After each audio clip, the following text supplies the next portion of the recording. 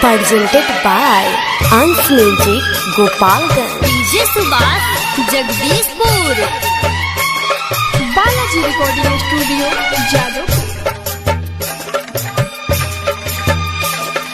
जाता नि ससुरा हम नहीं आ छोड़ा के,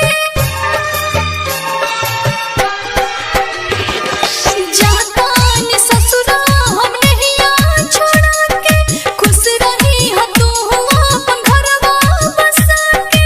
ना करे बियाह भले मर जाई बूढ़ा के, जाता रे तो जोरे कबो मिलत रही है आके। DJ Subhash Jagdishpur.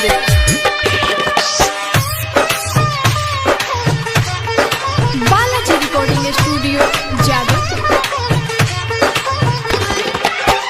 Mix bar presented by विदेशी एंटरटेनमेंट।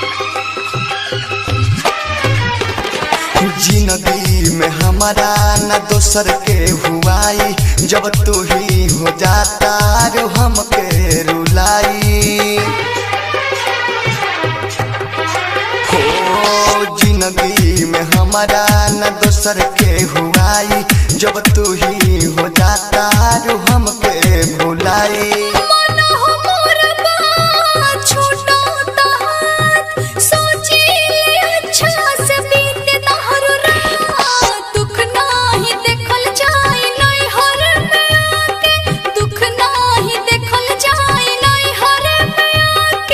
ना करे बियाह भले मर जाई बूढ़ा के, जाता रे तो जोरे कबो मिलत रही है आके।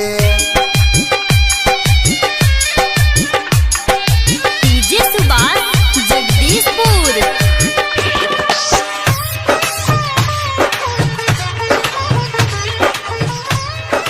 presented by विदेशी एंटरटेनमेंट। मिक्स बार डीजे सुभाष जगदीशपुर।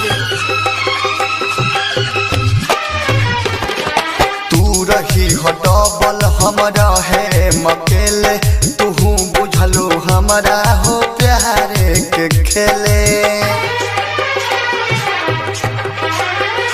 हो तू रही हो डबल हमरा है मकेले, तू बुझलो हमरा तो प्यारे के खेले।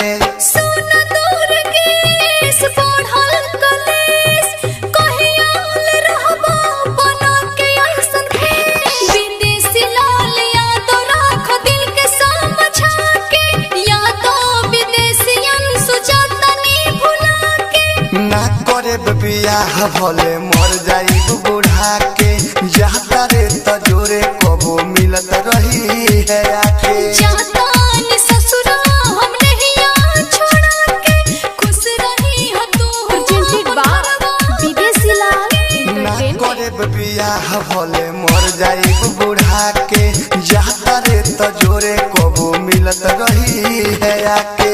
Balaji recording studio Jadavpur.